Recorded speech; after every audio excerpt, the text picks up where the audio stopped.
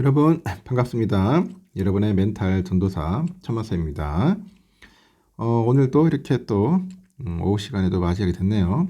오전 영상 꼭 듣고 많이 듣고 시청하시기 바랍니다. 일단은 오늘 주시장은 상당한 좀 혼조세를 좀 보이고 있네요. 코스피도 뭐 빠졌다 다시 또 올라가는 모습을 보여주고 있고, 코스닥은 1% 정도 내외로 잘 올라가고 있어요. 그리고 해외를 보니까 중국은 한 1.1% 정도 빠지네요. 1% 내외 빠집니다. 항생도 한 1.5% 정도 빠지고, 홍콩 H도 1.7% 좀 많이 빠집니다. 일본 니케이도 한 1.2% 빠지고 있고, 아이러니하게 국장이 좀 오르네요. 희한하게 국장이 오르는 그런 모습을 보여주고 있습니다. 뭐 올해 좀 좋죠. 떨어지는 것보다는 훨씬 낫지 않겠습니까?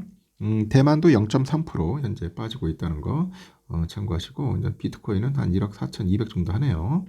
비트코인의 흐름이 나쁘진 않은 것 같습니다. 지금 고환율에 전국 혼란까지 바이오하고 제약업계가 상당히 조금 힘든가 봅니다. 계엄 사태로 모든 산업이 어려움을 겪고 있는데, 그 중에서도 제약 바이오업계의 투자가 크게 좀 위축되고 있다고 합니다. 장기간 안정적 투자가 절실한데 예상치 못한 전국 불안에 흔들리는 거죠.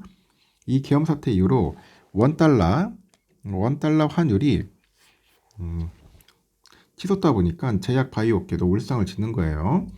지난 3일의 비상계엄 사태 이후로 환율은 1,400원대를 훌쩍 넘어선 뒤에 이 구간에서 고착되는 모습을 가지고 있고, 환율이 오르면 해외 임상시험을 시행하는데 더 많은 돈이 들어서 업계에 부담이 커진다고 합니다. 그래서 더 큰 문제는 뭐냐? 이 계엄에 따른 투자 심리 위축이 이 바이오 벤처에 집중될 수 있다는 그런 이야기를 하더라는 거죠. 가뜩이나 최근에 고금리 고환율 여파로 벤처 투자 업계는 장기 투자를 해야 하는데 이 바이오 벤처를 외면하는 분위기라고 합니다.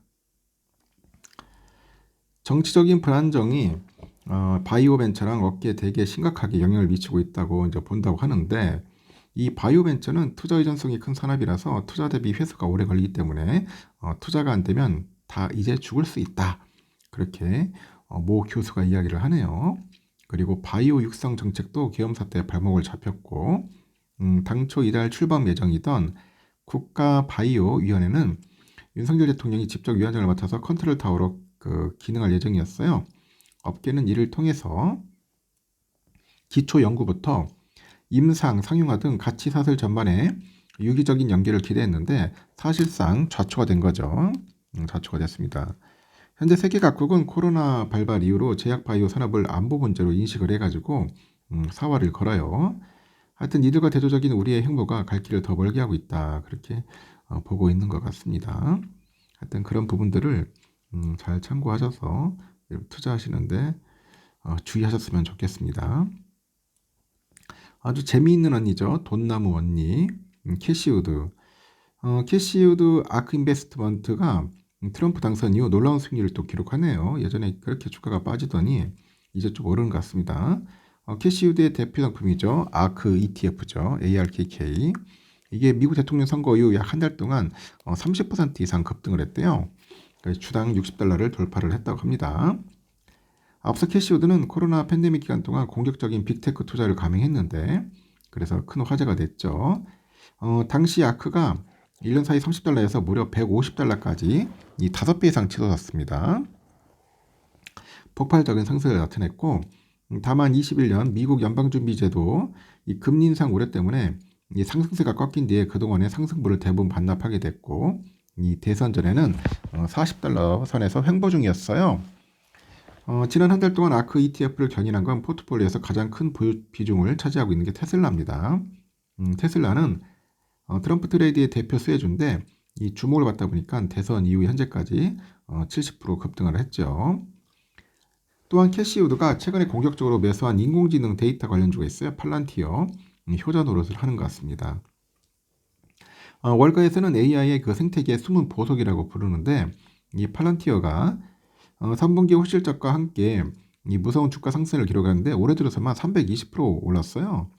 엔비디아의 수익률조차 앞지르고 있더라. 이렇게 트럼프의 재선과 함께 이 반전의 기회를 맞은 캐시우드지만 정작 신규 자금 유입은 다소 부진합니다. 시장조사 업체에 보니까 아크 ETF에서 지난 11월에만 4,900만 달러, 12월 첫 주에는 2,400만 달러의 자금이 유출이 됐다고 하네요. 이를 두고 아크 ETF에서는 자금이 계속 유출되고 있는 건 아크가 선도적인 액티브 운용 ETF로서의 매력을 잃었다는 것을 시사한다. 이런 이야기도 하는 것 같습니다. 하여튼 뭐 고점 찍다가 좀 많이 빠지긴 빠졌었어요. 이제 좀 반등하는 그런 모습들이다. 그렇게 보시면 될 것 같습니다. 요즘은 계엄 후폭풍에 이제 단기 투자로 좀 피신을 하는데 요즘은 파킹형 ETF에 많이 가요, 돈이.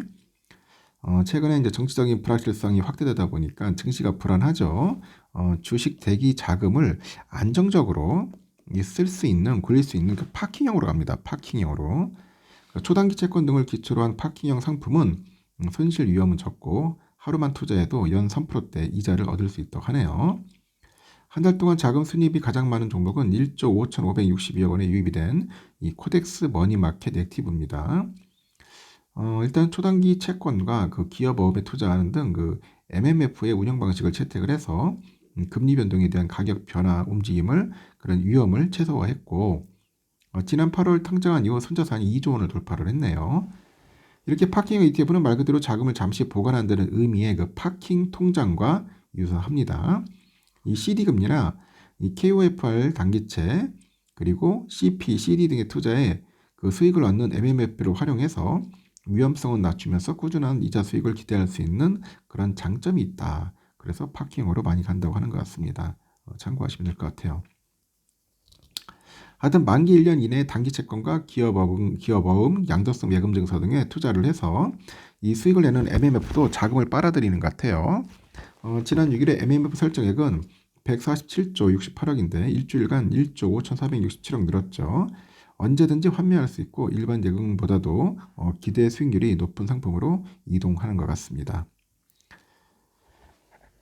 삼성전자는 여러분 아시다시피 현재 조금 오르긴 오르는데 뭐 100원 정도 왔다리 갔다리 해요. 지금 약간 보합권에서 놀고 있다 그렇게 보시면 될 것 같고 시간이 흐르면서 좀 오르지 않을까 저는 조심스럽게 예상을 해봅니다.